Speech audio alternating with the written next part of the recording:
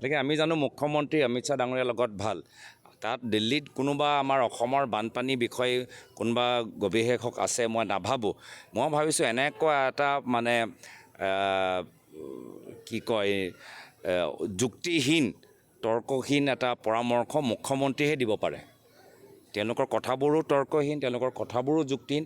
এনেধৰণৰ যুক্তিহীন পৰামৰ্শ কেন্দ্ৰীয় গৃহমন্ত্ৰী অমিত শ্বাহক হিমন্ত বিশ্ব শৰ্মা ডাঙৰীয়াহে দিব পাৰে কোনোবা বেলেগে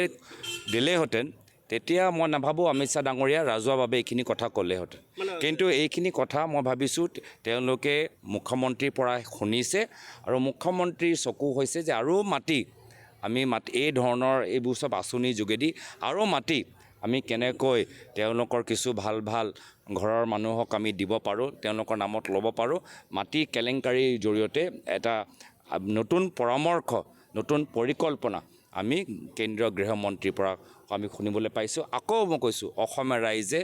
আমাৰ মুখ্যমন্ত্ৰীৰ কথাৰ ওপৰতো হাঁহিছেই আৰু অসমীয়া ৰাইজে তাতকৈ আৰু বেছি আমাৰ গৃহমন্ত্ৰীয়ে 50টা পুখুৰীৰ ওপৰত হাঁহিছে তো হাঁহি লগা কামবোৰ নকৰিব গুৰুত্ব সহকাৰে আজি ইয়াত অসমত আহি দেখাওক যে কেনেকৈ পুখুৰী খান্দিলে আমাৰ মহামাৰা অঞ্চলবোৰ বানপানীৰ পৰা মুক্ত হ'ব